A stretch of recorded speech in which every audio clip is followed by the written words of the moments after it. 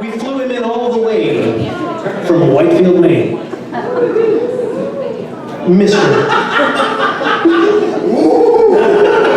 Mr. Tom Waits, Josh Robbins, sorry.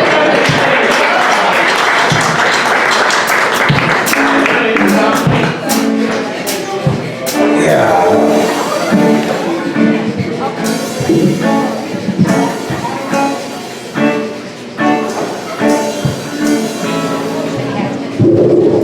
I mean, that never happens. I'm usually the shortest guy on stage. I was going to actually read out of this book, but you know what? I'm not going to, because nobody else did. So I'm going to tell you this story about, I've been playing in bands for years, probably 25 years now. And I had a bar band called The Returnables in the between 2000 and 2010. And there were three of us, and we played anywhere, everywhere on the state, you know, from Shapley to Holton, you know. And there were three of us. Harley Smith was the drummer, and he was our PR guy. He would go and shake hands between sets while we went out and did things in the alleyway, you know, and got us gigs and booked all the gigs. And there was me, I played the bass, and I sang backups, and I boogied, you know, happening guy. And then there was Ian Parker, and Ian Parker was the singer and the guitar player in the group. And Ian was one of the most charismatic people. I should tell you a little bit about him. First, we'll start with the fact that he was hilarious. He would do things to just really mess with people. For example, he would have a habit of answering the door nude and wearing nothing but a book and usually a romance novel. He's like, oh, sorry, hang on just a second, talking to somebody else. Or he would, we'd hang around, we'd wait to play on the weekends, so we just hung around all week, and we lived in this dumpy apartment complex. I'd go to his house, we'd watch The Price is Right at 11 o'clock and have coffee, and then the phone would ring, and he'd be like, shut up, it's a telemarketer, shh. And he would stage this huge domestic assault on his wife, like his girlfriend, while she'd stand there, he'd be like, all right, Jesse, ready? And they'd be like, hello, I want to talk to you about AT&T. Jesse, shut up! Shut up! Oh, damn, stop it! I don't know what's in here, guys. I don't know. And then we'd have on speaker, like, you know, this guy. Jesus. So those are a couple of Ian stories that weren't really pertinent to this one, but oh yeah, like one time we were playing in a bar and we were on set break, and so we're sitting there having a couple of drinks at the bar, and this woman said, "Boy, I sure like drinking Long Island iced teas. These things really mess me up." He was like, "Yeah, I like twisted tea too. Boy, one of those." But that's before I discovered the Lord. I'm a Pentecostal now. Changed my life, and they'd be like, "Oh well, congratulations." And like, so all of us, our job is not to react and just like kind of let him do it. Like you just nod and he just had the bullshit just flying. You know, it was so funny. And so he'd just be doing it just for his own entertainment and to entertain everybody else at the expense of this fool that doesn't know what's going on. So. Also, all humor aside, he was an extraordinarily gifted musician, one of the greatest guitar players I've ever heard, and singers. He could sing with an acoustic and you felt like you all knew him, like you were all like his children or something like that. He had this really charismatic, magnetic personality.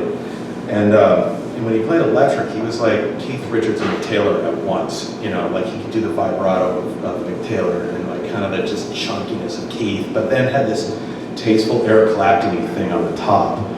And his time was impeccable and just a stunning player. And so he also had huge appetites for a lot of things. Record collecting was one. Food, cigarettes, and an assortment of chemicals. It was called drugs, he took them.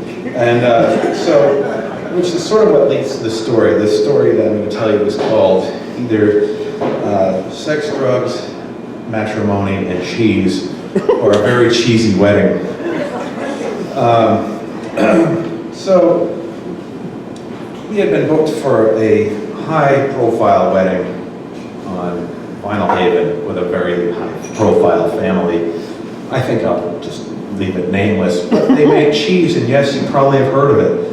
And so somebody in the family got married. Harley got the gig. He's like, "You have to be on our best behavior, Ian." You know, and Ian would be like, "Oh, Rob, you know, I'm fine." You know? And so, you know, we all get together. We meet at this gas station in Windsor, and we're in Harley's grocery getter mom van. You know, there's like kids' toys and like emergency wipes and emergency diapers, and then there's Ian in the back, just whacked on Valium, just, you know, hey, and we're like, oh no, he's wearing dirty pants that are just like never, you could smell them, you know, and like, but they were like, hey, they weren't wrinkled, you know, and he, just a sweater, because a sweater looks good, with no shirt underneath, but a sweater looks great, and so Harley and I load the equipment in, while Ian just says, looks good, you know. And so we drive to Rockland. We get to the terminal, the ferry terminal. Harley goes and he gets the tickets. And another thing that Ian had a habit of doing was the following. He, as Elaine said, took it out and just stood there, like just hanging out. And I remember these old folks are walking up to him, you know, going and getting the car. Ian says, "How's it going? How you guys doing? Nice day, you know." And they're like, they don't notice, you know, and that's part of the joke, because of course I notice, and he knows that I'm squirming and dying inside. Ian, I said, "You cut it out, you can get arrested." "You didn't cut it out, you can get arrested." You know, I was like, oh. So Harley gets the tickets, we all load onto the ferry, and we're sailing out, and everything, okay, it's gonna be all right. There it is again. You know, and standing on the prow of the boat, you know, and there's kids running around, there's families around. Like, Ian, seriously, you could get arrested, you could get on the list, man. You know, he's like, and I'm like, all right. So I kind of like, Ian, look at the water. So he turns around, you know, I'm just so, you know, I'm like, and so finally, and then he sees like a pretty lady. He's like, "Hey, I'm gonna go talk to her." She's sitting in her car, bang, bang, bang on the glass in the car, and she says he's like charming as anything. He gets his way into the car. He's talking to her, and they're having this private conversation. Me and Harley are like, "Jesus Christ, what are we gonna do?" So we finally land on Vinyl Haven, and the cars are rolling off. He rolls down the window and says, "I'll be back in 20 minutes." So he takes off. He comes back, and so of course Harley and I are unloading the gear. We're putting it on into this like vehicle that's taking us to the wedding. He comes back, and he's just really gone now. He's like, "Wow, she's some really heavy shit. You know, it's really good. I'm sorry. You know, I'll get it together. Don't worry about it." You know. So we're like, okay. So we get to the place, and it's like one of those outdoor weddings. You know, white tent in the middle of a freshly weed-whacked field or something. You know, there's quaint outhouses that are supposed to look like, you know, run down, but they're like, they cost $1 million or something like that. And and there's like this run-down pickup truck that's like really nicely restored, but it just has an old patina on it, you know? And it's got the hay bales in the back, so it looks country, natural. And so Harley and I load all the gear in. Ian brings a mic stand, you know. Oh, that's tough. Oh, no.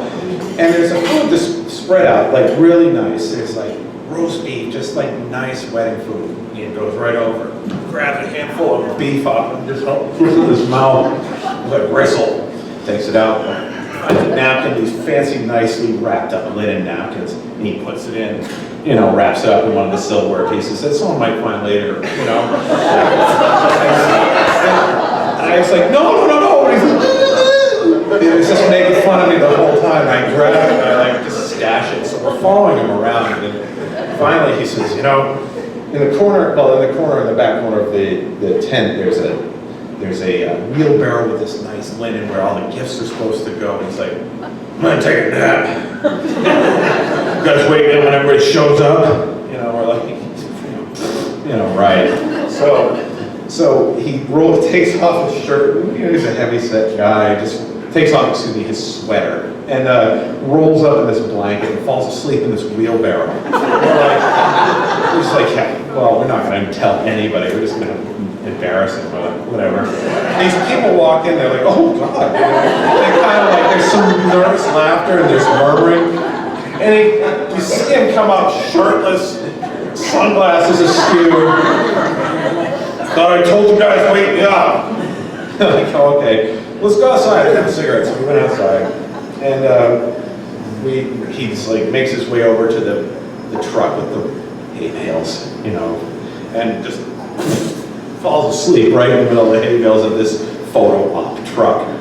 People are like, so me and Harley are just trying to hang out like we're part of the whole deal, like, oh, we're just hanging out. He's just like relaxing before the show. Is your buddy okay? Oh, he's great. He's fine. We're like, Jesus, what are we gonna do?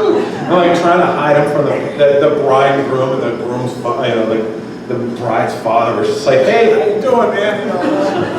And so finally it gets to be gig time, and he's like, Ian, wake up, you gotta play. And he's sweating, and so he starts playing, and all the songs are right in time, but he's taking a while to start singing. It's like 3 minutes. He's just playing it at the D chord, just sort of, and then he's break into a song, and then it's like, oh, okay, good, here we go. So the people are dancing, and it's all of a sudden he's like won them over, because all of a sudden he just like opens his mouth, and everybody's like, oh yeah, they're dancing around and like getting down, and then. So we're just like, okay, this is going to work out just fine. So at one point, Harley's like, all right. Harley, of course, loves to get on the mic because he's the drummer. He gets to sing one song. We're like, you want to be on the mic? Yes, I do. So Harley was like, we're going to have the bride's father come up and say a few words. So he's like, all right. He gets off the stage. The three of us, like, so instantly, me and Harley are just following me and out the door, up the tent.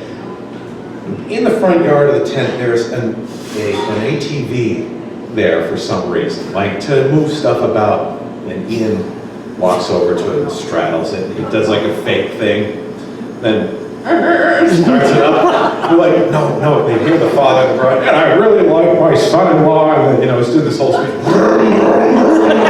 And then throws it in reverse and does this huge arc. We're like chasing everyone. Come back! Just Ian, stop! And so he stops like, I'm just kidding, that was a lot of fun. And we gotta play. All right. So we go back in. The same thing starts, like the song is like taking a while to get going, but it still feels pretty good. It's like, he starts singing, it's like, okay, people are dancing, having a good time. And suddenly he just looks at me, hey, stop. He stops the song, he's like, so, folks, I'm having a great time. Are you having a good time? I gotta tell you something. I really have to poop. And he said that, I didn't use any other term for it. It was poop. I really gotta poop. And I really do. So Josh and Harley are gonna play for you right now. I'm gonna go and poop. I said it a handful of times on the mic. Books it to the quaint outhouse that cost $1 million. And just crushes it. And so we're in there, we just start playing it, like Tommy the Cat by Primus, I think. Oh, okay, so we're just keep dancing, we're like, having fun. Like, meanwhile, we're just dying. We're like, I'm gonna kill this guy. I'm so dead. And so we finished the gig, and the father had a wonderful time. I'm like, we did. Yeah, right, this is great. So we load our gear out. Ian carries a mic stand to the car, to the terminal, the ferry terminal. Well, there's of all things, a lobster boat waiting for us. We carry all the stuff down the ramp. Ian carries a mic stand and proceeds to pass out in the cab of this lobster boat during a torrential downpour. It's like a nightmare getting back there. It's just like crashing over the waves. And he's as peaceful as anything. I just was like, oh my God, it was so bad. And we get home, like the next day, he's like, and he could just disarm everything. He could be so mad, and he'd be like, hey, how's it? Just kidding. Did you have a good time last night? I'm so sorry about that. I don't remember, but it was fun. And he'd be like, hey, that was always his trick. And he'd be like, hey, all right, I like you, you're awesome. So a couple months down the road, I'm playing this gig in Waterville. I don't think Ian was there, I don't know who I was with, but these two dudes came up to me, they're like, bro, you were at the cabin wedding. Oops, I wasn't supposed to say that. You were at the cabin wedding. And I'm like, yes, I was. You were in the band. Yes. You guys were so awesome. What was going on with your guitar player? Was he tripping balls or what? Well, that was the one thing he actually wasn't doing, but he's a great guy. Oh my God, he was awesome. We loved him. We talked about him this day. It's like somehow he saved kind of a pedestrian wedding that's sort of like very postcardy, and he made a real memory for these people. I mean, in a surprising twist of fate in a very good way, and it was a positive thing, and I'll always remember him for that, just because he was just so funny and knew how to just turn shit into shinola is the best way I can describe it. Thank you, folks.